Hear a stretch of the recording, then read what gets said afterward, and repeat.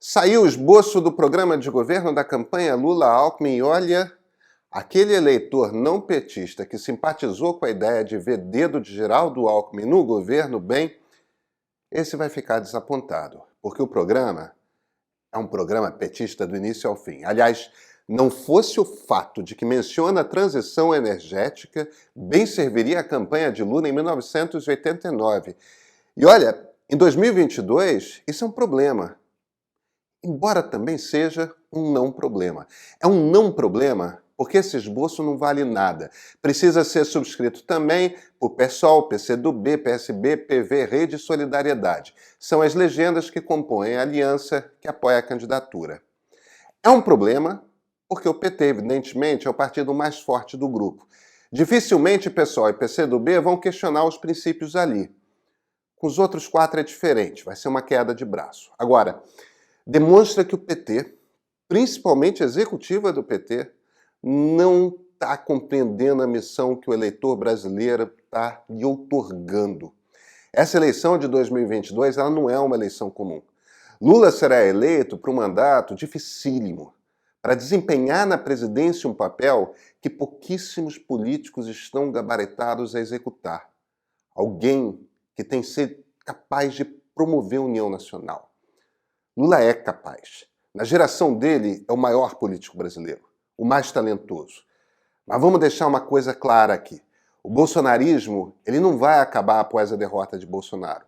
Os eleitores que saírem derrotados de outubro com o atual presidente estarão furiosos, indignados, convictos de que houve fraude. O próximo governo, ele precisa pacificar o país.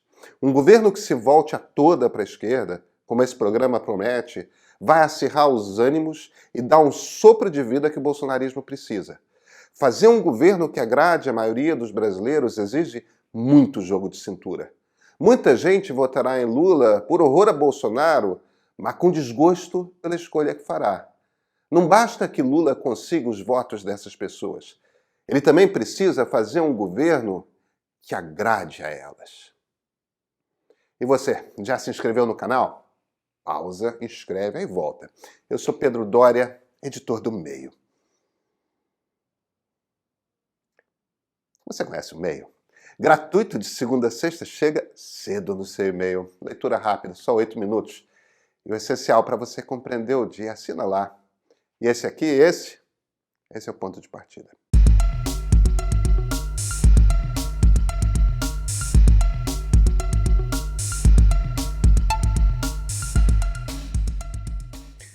Eu sei, eu já conheço as respostas, tá? Agora os neoliberais querem definir como é que o PT governa. A gente ganhou, agora aguenta. Vocês são uns insensíveis socialmente. Tá. Olha, nesse exato momento, o Ministério da Defesa está preparando um documento para rebater o TSE a respeito das críticas feitas pelos técnicos do Exército às urnas eletrônicas. Sim, chegamos a um ponto em que os militares acham que têm autoridade para bater boca com a justiça eleitoral a respeito da integridade da nossa eleição. O que eles entendem tecnicamente desse assunto? Nada. Aliás, eles não entendem nem de democracia. Mas a questão aqui não é técnica, é política. A gente tem alguns fantasmas do passado que estão aqui rondando. Um deles é 1937, o presidente que dá um alto golpe para se perpetuar no poder, ignorando as eleições presidenciais. Outra é 1964, um general que põe os tanques nas ruas, incita uma rebelião militar que desemboca no golpe de Estado. Agora, outro fantasma é o segundo governo de Getúlio Vargas. Getúlio foi eleito em 1950 por um povo que tinha esperança de ver repetido o salto de desenvolvimento que havia acontecido nos anos 30 e 40. Não rolou, não aconteceu. O presidente era o mesmo, mas as circunstâncias internacionais não eram.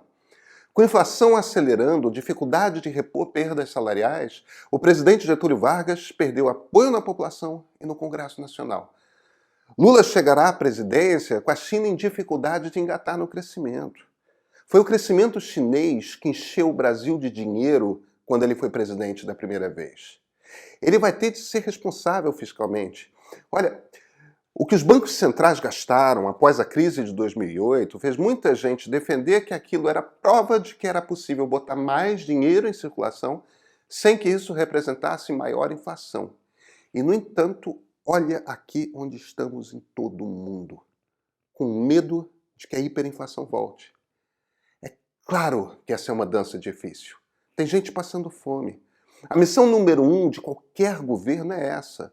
Logo na sequência, educação e saúde pública, esse investimento no futuro. E tem de fazer a transição energética, sim, como diz o programa. Isso passa por investir em ciência e tecnologia. Mas vai cortar de onde para fazer tudo caber no orçamento?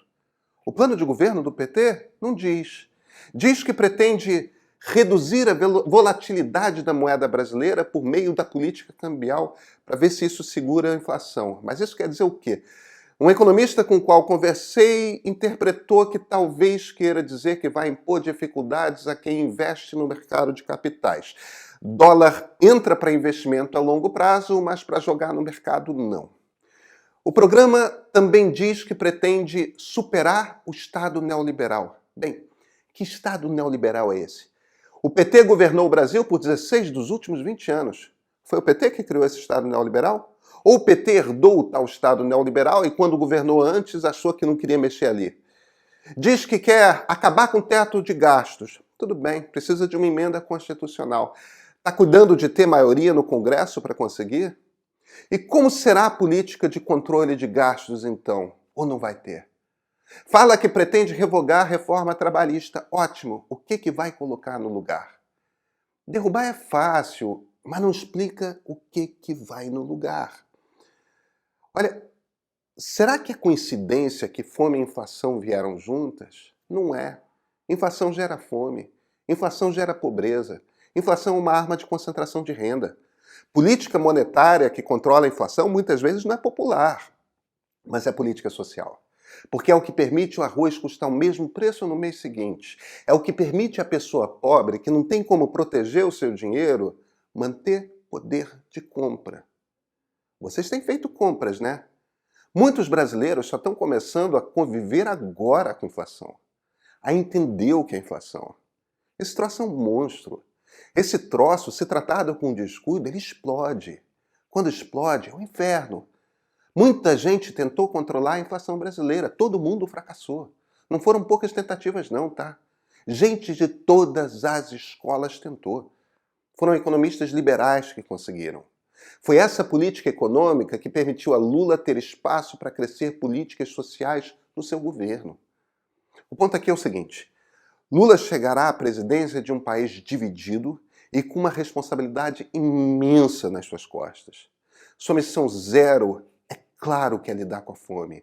Na sequência, vai precisar não acirrar a divisão na sociedade brasileira. Se possível, esfriar, botar panos quentes, juntar grupos que pensam diferentes. Isso exige um governo moderado, com um político nato, carismático no topo. Ele vai ter de diminuir a inflação, estabilizar a moeda e devolver para ela poder de compra. Por quê? Porque isso acalma as coisas, melhora o clima na sociedade, tranquiliza todo mundo e é boa política social. Lula precisará ter uma base de apoio no Congresso para aprovar projetos. Isso inclui trazer gente de centro. Quanto menos ele precisar do centrão, melhor. Embora no Congresso brasileiro seja difícil, tá? O governo Lula precisa dar certo. Porque se o governo Lula não for capaz de controlar a economia, o ânimo da sociedade pode virar. E estamos num momento muito delicado para esse tipo de virada de ânimo. A gente, infelizmente, não tem uma boa história. Nosso passado é ruim. E já estamos nesse lugar infernal em que militar sai achando que pode se meter em política. Se o governo Lula dá certo, se consegue botar um governo com o qual uns 70% da população se sente representada, aí Lula será bem-sucedido e ele será sucedido por outro governo democrata. Não importa qual. Aí Lula terá cumprido a sua missão histórica de botar esse navio, o Brasil, singrando de novo em mares tranquilos. Aí, daqui a uns 6 anos, com o Brasil pacificado, podemos fazer aquilo que já deveria ter sido feito, tá? Que é a reforma das Forças Armadas. Precisa mexer em como essa gente de farda aprende sobre que país é esse. Os militares precisam aprender que servem para defesa de inimigos externos, que não tem de dar pitaco na política. Isso é coisa para civil. Se for eleito, como parece que vai ser, Lula pode se tornar o maior presidente da história desse país. Aquilo que Getúlio não conseguiu ser. Lula pode limpar seu nome e engatar o país para que se lance para o futuro, enfim. Mas para isso, precisará entender que seu papel não é de ser um presidente petista, é de ser um presidente para todos os brasileiros, ou para tantos quanto possível. O risco de ele ser um presidente petista é só agradar os petistas. Nesse momento, é um risco irresponsável que ninguém deveria correr. Precisamos demais de um governo de união nacional.